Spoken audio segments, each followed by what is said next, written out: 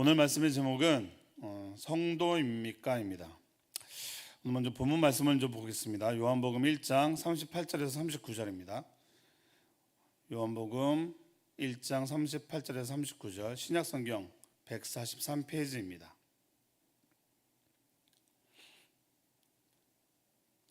찾으셨으면 함께 합독하시겠습니다. 시작. 예수께서 돌이켜 그 따르는 것을 보시고 물어 이르시되 무엇을 구하느냐? 이르되 랍비여 어디 계시오니까 하니 랍비는 번역하면 선생이라. 예수께서 이르시되 와서 보라. 그러므로 그들이 가서 계신 데를 보고 그날 함께 거하니 때가 10시쯤 되었더라. 아멘. 오늘 말씀의 제목은 성도입니까입니다. 제가 먼저 처음에 제목을 먼저 말씀드리고 말씀 묵상을 한 것은 이 성도는 어떻게 우리가 시작을 되는지에 대해서 한번 알아보고자 하는 부분이 있어서 먼저 말씀을 드려봤습니다. 오늘 묵상은 어제 11일과 내일 13일이 연결되는 묵상입니다. 그래서 같이 한번 11일과 12일, 13일 묵상을 한번 이어서 한번 읽어보시면 더 큰 은혜가 있을 것입니다. 오늘 본문 말씀 요한복음 1장 38절 말씀에서 예수님을 따르는 요한의 두 제자들에게 향해서 무엇을 구하느냐 하고 묻습니다. 아무 이유 없이 예수님을 따르는 사람은 없습니다. 무언가 원하는 바가 있기 때문에 예수님을 따른다는 것입니다. 그럼 만약에 우리 성도님들에게 예수님이 물어보십니다. 무엇을 구하느냐? 여러분의 대답은 어떤 대답을 하시겠습니까? 우리는 이런 질문 가운데 두 가지의 모습의 대답을 하게 될 것입니다. 첫째는 다른 사람을 의식하여 잘 보이고자 진실과는 먼 거리의 대답을 하게 될 것입니다. 대부분 이런 경험들이 있죠. 둘째는 정직하게 나에게 필요한 것을 대답한다는 것입니다. 첫 번째 대답처럼 남을 의식한다거나 거짓을 말한다 할지라도 우리 주님은 우리 마음과 생각까지도 알고 계신다는 것을 알아야 합니다. 주님은 우리의 태도를 확인하려 하시는 것입니다. 둘째는 있는 그대로 정직하게 말하는 사람들입니다. 이런 사람들은 성경에서 소원을 이루는 것을 보게 됩니다. 마태복음 8장 2절에 나오는 문둥병자나 마태복음 9장 18절에 죽어가는 딸을 위해 예수님을 찾아온 회당장 야이로, 마태복음 10장 46절에 소경 바디메오 등 많은 사람들이 예수님을 찾아와 도움을 청하고 응답을 받습니다. 무엇을 말하고 있는 것입니까? 예수님 앞에서는 있는 그대로를 분명하게 드러내야 하는 것입니다. 39절에서는 제자가 되는 방법을 말씀하시고 계십니다. 와서 보라. 그리고 함께하자. 제자의 길, 성도가 되는 길을 제시하고 있습니다. 이 다음은 우리가 선택할 문제인 것입니다. 우리는 그분 가시는 곳 어디든지 쫓을 수도 있고 그렇게 안 할 수도 있습니다. 우리 주님은 아무도 강제로 끌고 가지 않으시기 때문입니다. 하지만 우리 중에 누구든지 자기가 원하는 곳에만 가겠다고 하면 그는 더 이상 그리스도와 상관이 없게 되는 것입니다. 주님을 믿으면서도 그 선택권이 나에게 있으면 진정한 제자가 아니라는 것을 말하고 있습니다. 오늘 묵상에서는 성도입니까? 라는 제목으로 시작하며 성도의 삶에 대해서 나누고 있습니다. 성도입니까? 우리 세문누리교회 성도님들은 성도입니까? 그렇다면 성도의 뜻이 무엇일까요? 교회에 다니면 성도 아닌가요? 맞죠? 교회에 나와서 예수님을 믿고 나의 구원자를 고백하면 성도인 거죠. 그래서 우리가 서로를 부를 때 성도님, 집사님, 권사님 이렇게 부르는 거죠. 그럼 성도 하면 성도의 문자적인 뜻은 무엇일까요? 문자적으로는 거룩한 무리들이라고 합니다. 또는 하나님의 영광을 위하여 구별된 사람들이라고 이렇게 쓰여 있습니다. 베드로전서 2장 9절에서는 성도를 이렇게 표현하고 있습니다. 그러나 너희는 택하신 족속이요 왕같은 제사장들이요 거룩한 나라요 그의 소유가 된 백성이니 이는 너희를 어두운 데서 불러내어 그의 기이한 빛에 들어가게 하신 이의 아름다운 덕을 선포하게 하려 하심이라. 아멘.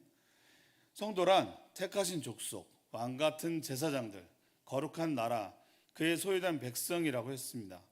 어둠 가운데서 빛으로 들어가게 했다 합니다. 이는 곧 성도는 스스로의 거룩함에 의해서 그러한 신분을 얻은 것이 아니라 하나님의 주권적인 은혜로 선택되어 부르심을 받게 된 거룩한 존재라는 것입니다. 그렇습니다. 하나님께서 우리를 성도로 부르신 이유는 하나님을 찬양하며 하나님의 은혜와 무한하신 사랑을 다른 모든 사람들에게 전하기 위해서입니다. 그럼 성도가 되려면 어떻게 해야 할까요? 성도가 되려면 먼저 부르심이 있어야죠. 그리고 와야죠. 그리고 예수님을 알고 말씀을 따라야 합니다. 어제 11일 묵상 제목이 내게로 오라입니다. 부르심이죠. 주님이 우리에게 오라 하십니다. 왜입니까? 죄와 슬픔을 멈추고 찬송과 기쁨이 있는 이곳으로 와서 쉼을 얻으라는 것입니다. 마태복음 11장 28절 말씀입니다. 수고하고 무거운 짐짐자들아 다 내게로 오라. 내가 너희를 쉬게 하리라. 내게로 오는 자들에게 쉼을 주신다고 하십니다. 주님께 쉼을 얻는 사람이 주님을 누리는 사람입니다. 그런데 왜 주님 안에서 쉼을 얻지 못할까요? 그건 주님의 의도를 온전히 이해하지 못했기 때문입니다. 주님께서 쉼을 준다는 의미가 아무것도 하지 말고 손 놓고 있으라는 의미가 아닙니다. 젠버스 목사님은 쉼에 대해 이렇게 표현하시더라고요. 내가 너희를 쉬게 하리라는 말씀은 그분이 우리를 지탱하리라라는 말씀입니다 라고 쓰였습니다. 주님이 주시는 쉼은 온전한 생동력을 불어넣어 주시는 쉼이라는 것입니다. 우리 세움누리교회 성도님들도 주님이 불어넣어 주시는 쉼 안에서 생동력과 능력을 받기를 기도합니다. 그럼 부르심에 의해 성도의 자리까지 왔다면 어떠한 성도가 되어야 하겠습니까? 오늘 묵상 시작을 그들이 가서 계신 데를 보고 그날 함께 거하니 때가 10시쯤 되었더라. 기껏해야 그분과 하루를 함께하는 것이 우리 대부분의 모습입니다 라고 오늘 묵상에 쓰여 있습니다. 저는 이 말씀을 묵상하면서 하루라는 개념이 무엇일까 한번 생각해 보았습니다. 예수님과 하루를 보낸 안드레는 40절 말씀에 그의 형제 시몬을 만나 예수님을 소개합니다. 소개받은 시몬은 예수님 앞에 가게 되고 게바라는 이름을 받게 됩니다. 무엇을 말하고 있는 건가요? 예수님과 짧은 만남의 하루였지만 만남 이후에 예수님과 함께 있었던 사람들 중에 어떤 이들은 예수님을 소개하고 복음을 전하는 사람들이 있었던 반면 어떤 이들은 일상으로 돌아가서 예수님과 상관없이 사는 사람들이 있었던 것입니다. 요한의 두 제자가 예수님을 따라가서 함께 있다가 하루를 보냅니다. 그 시간이 얼마나 소중하고 귀한 시간이었을까요? 그래서 그 예수님을 형제에게 소개했던 것입니다. 저는 이 말씀을 묵상하면서 지금 우리는 어떤가, 그리고 저의 모습은 어떤가 하고 생각해 보았습니다. 우리도 주일에 예배에 나와 은혜의 시간을 보내고 세상으로 돌아와서 생활하게 됩니다. 일상을 바쁘게 살아가다 보면 주님을 잊고 지내는 것이 우리의 현실입니다. 하지만 그 안에서 예수님을 증거하기 위해 복음을 전하기 위해 오늘도 나아가는 사람들이 있다는 것입니다. 한 주간을 살아가면서 주님만을 생각하고 주님 안에 거한다 하면 최상의 성도겠죠. 하지만 그것이 쉽지는 않다는 것입니다. 젠버스 목사님은 오늘 묵상에서 이렇게 말씀하십니다. 사람들은 영적으로 최상일 때는 매우 대단한 성도라는 말을 듣습니다. 그러나 영적으로 침체일 때는 아무에게도 본이 되지 않는 형편없는 성도가 됩니다 라고 말씀하십니다. 그럼 영적인 성도는 어떤 성도일까요? 우리 여러분도 함께 적용해 보시면 좋겠습니다. 첫째로 삶의 동기가 자신의 뜻을 이루려는 것이 아니라 예수님을 알아가라는 것이라고 합니다. 둘째로 자신의 삶을 종교적인 영역과 세속적인 영역으로 나누지 않으며 어떤 상황 가운데 있더라도 그 상황은 예수 그리스도를 더 알게 하는 과정이라고 생각한다는 것입니다. 셋째로 성도는 주님께 자신의 모든 상황을 다 내려놓습니다. 넷째로 삶의 모든 영역에서 예수님을 드러낸다는 것입니다. 그럼 이번에는 본이 되지 않는 형편없는 성도는 어떤 성도일까요? 젠버스 목사님은 본이 되지 않는 형편없는 성도를 교만한 자라고 하십니다. 특히 육적인 교만도 문제지만 영적인 교만을 더 주의하라고 말씀하십니다. 교만은 자기 자신을 우상처럼 섬기는 것입니다. 모든 기준이 내 기준이 돼야 한다는 죄인 것입니다. 교만은 하나님의 권위 대신 자기의 힘과 권위를 주장하며 하나님을 벗어나 스스로 주인처럼 살려고 하는 것입니다. 잼버스 목사님은 오늘 묵상에 이렇게 말합니다. 나는 도저히 성도라고 할 수 없어 라고 말하는 것은 하나님을 향한 무의식적인 신성모독입니다.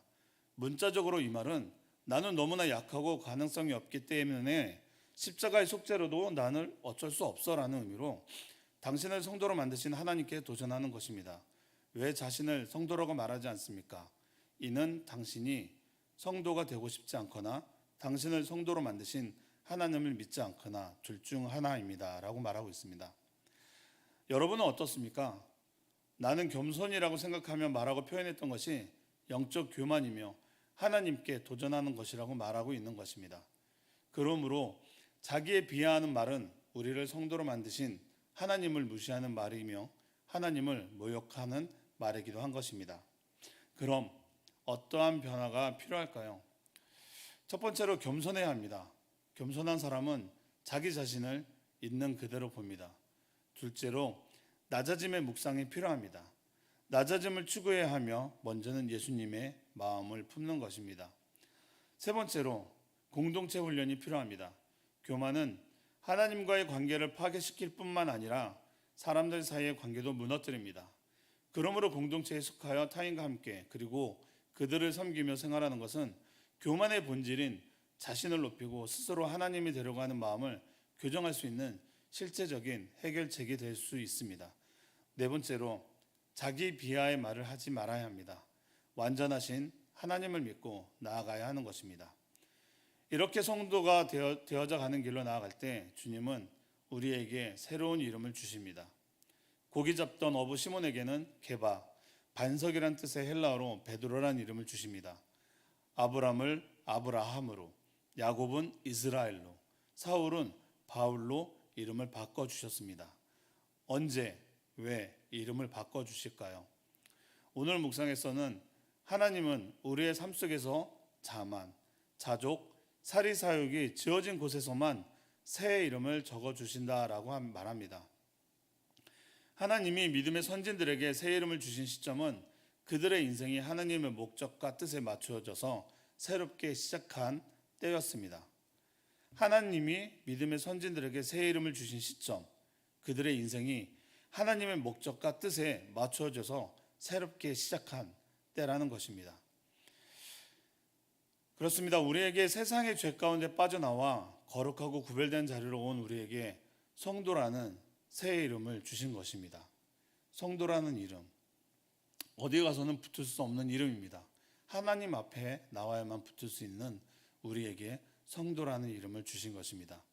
이렇게 성도라는 이름으로 하나님과 동행하는 삶, 주님과 함께하는 삶을 살 수 있게 된 것입니다.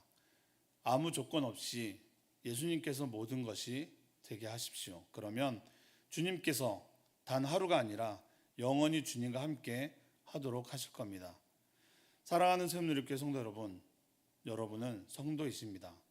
우리 성도님들 모두 함께 하나님과 동행하는 삶을 살아가길 원합니다.